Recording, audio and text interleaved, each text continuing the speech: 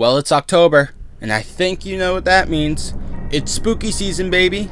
Bust out those skeletons, costumes, and candy, cause Halloween is here, and on this channel, I'm devoting this glorious month to the spooky things of our childhood. Things like Halloween Town, Monster House, and today's video, the best Disney Channel specials of the 2000s. Now, every network does a Halloween theme when it's that time of year, but none go as crazy as Disney Channel. From Monster Fest to Monstober, every year Disney puts out a Halloween movie and a handful of specials that just get the Halloween juices flowing, you know? And for this video, we're looking at 4 of my favorite spooky episodes from the 2000s. That's So Raven, Don't Have a Cow, Hannah Montana, Torn Between Two Hannahs, Wizards of Waverly Places, Halloween, and lastly, the best, Sweet Life of Zack and Cody's Sweet 613, my personal favorite. We'll be going in that exact order, talking about what happens in those episodes, and at the end, I'll rate them out of 10 and give reasons why I'm giving them that rating based on spookiness and the Halloween theme as a whole. So, without further ado, let's get a little spooky, my friends. Come along. Yeah! Yep, that's me. Starting with Season 2, Episode 2 of That's So Raven, we start with Eddie getting invited to Alana's Halloween party, but not Raven and Chelsea. And Raven's dad likes to drive it in that they are not invited. I thought the whole school was invited. Everybody's walking around with those pumpkins, and I mean everybody, kids you wouldn't even think. Like nerds and dweebs and doofuses and... But karma hits him when he gets dumped by the anime legend himself, Corey. We go to Raven and Chelsea, who find a potion book, naturally, and decide to wish to be invited to Alana's party, which, of course, it comes true, obviously. But things have to go wrong, as the wish to be the most popular at the party, with the best costumes, and to have all eyes on them, they really covered all the bases on that one. But Chelsea drops her cow pin, and Raven grows cow ears while Chelsea grows a tail. Nasty. Next thing we know, they mooing. What I don't get about this though, is why don't they just wish to undo the wish? I guess because Eddie took the book, but they didn't when they redid the spell to grant themselves that second wish about being the center of attention, they didn't look at the book, so couldn't they just like say that thing and then just be like, I wish to undo that wish?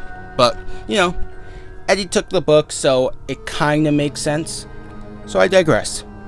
Things on Corey's end wrap up as him, his dad, and this boy William go out for a nice trick-or-treat, and it's very wholesome. It even has a pretty nice joke. Come on, William. Really? Just don't touch yourself. Going back to Raven, and let's be real, things aren't getting better. On the bright side though, they win the costume contest, but they go full on cow.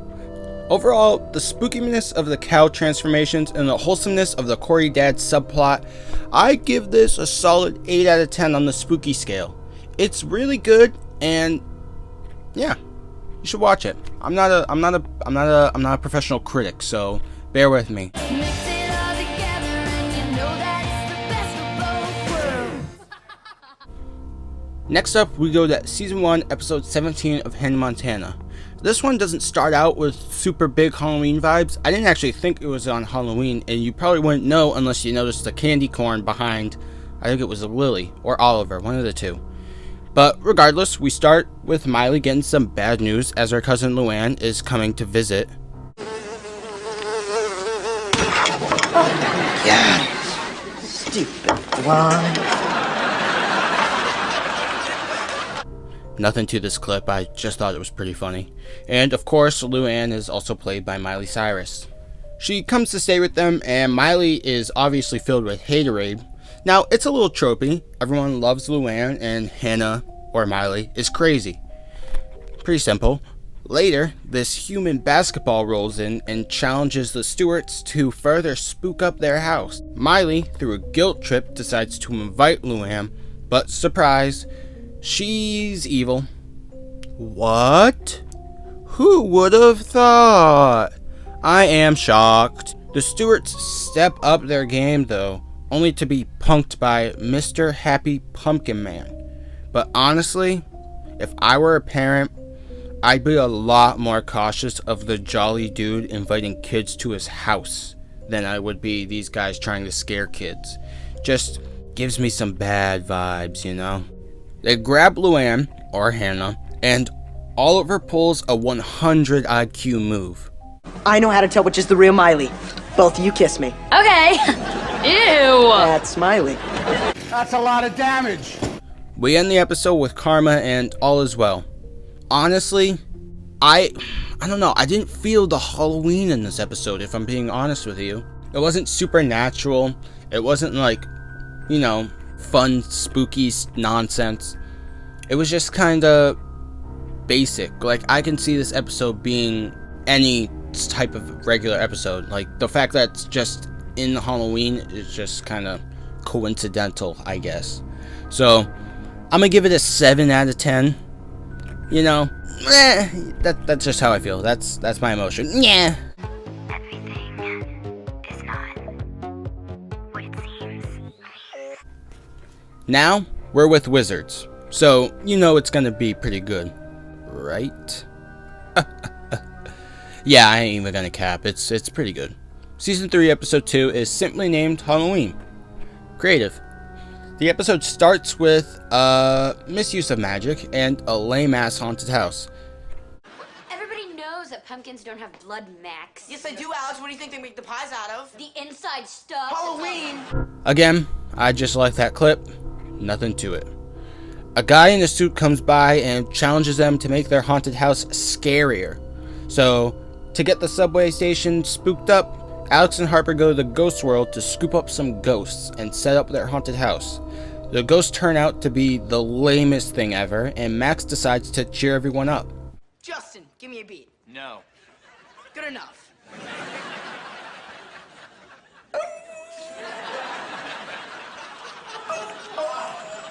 So Alex goes back to the ghost world to get the headless pansy and this pedo looking dude. We arrive at this haunted house. You can't see it, but I used air quotes because this is the weakest shit I've ever seen. And just as things go bad, Mantooth does some silly faces. he's so silly. That would thoroughly spook a kid. They get shut down anyways because those kids are bitches. And the dude in the suit just can't handle the sauce of scary. You know what I mean? Overall, 8 out of 10. Good theme, nice Halloween. Could do more though. I expect more from, you know, a show revolving around wizards with werewolves and vampires and all this good stuff. But, you know, it's adequate. It does fit in with the Halloween theme. It doesn't feel like it could have been a random episode like Hannah Montana's did. But I do expect a little bit more. This is a sweet life. We've got a sweet life. Lastly, it's time for the Citizen Kane of Disney Halloween specials. Low bar, small niche, I know. But Season 1, Episode 19 of Suite Life of Zack and Cody had the only episode that had 5-year-old Nate thoroughly spooked.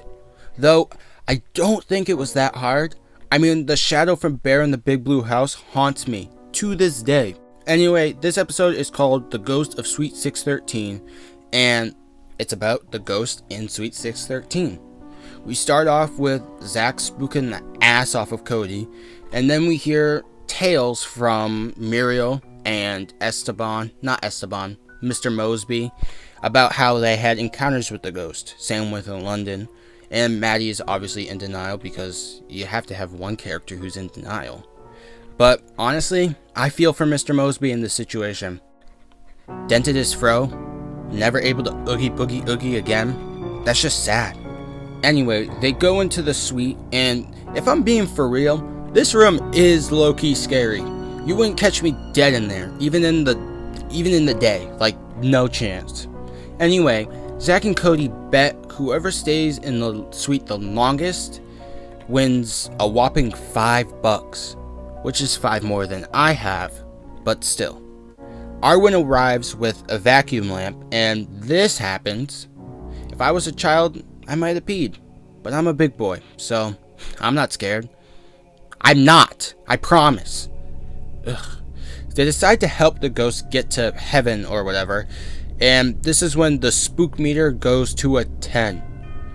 After Esteban gets put on hold, he has a stroke and turns into a poorly lip-synced ghost.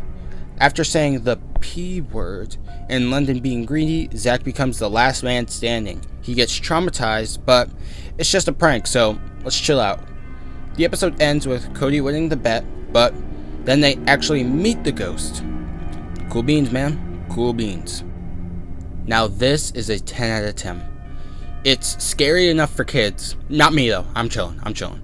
It has a good premise and it had a pretty good ending. It had like one of those did that just happen endings, you know what I mean? But it doesn't take place on Halloween, but it's also not an episode that I can see taking place just anywhere in Zach and Cody. So, you know, I give it a pass, honestly, because this is, and I dare say, perfection. So overall, from best to worst, it goes Sweet Life, Wizards, Raven, Hannah. I know I gave Raven and Wizards both an 8 out of 8, but I did like Wizards a little bit more, so maybe bump that up to a 9 out of 10, I don't know. I hope this was a nice, spooky trip down memory lane for you guys, as it was for me. There's something oddly special about watching these Halloween themed videos or episodes. They're nostalgic, they're cheesy, and they just really get you in the mood for Halloween. But get ready, because the next video we're talking about one of my favorite miniseries ever. To find out what it is, subscribe, and if you enjoyed the video, slap a like. I'll see you guys next time, and remember to never walk toward that ominous noise.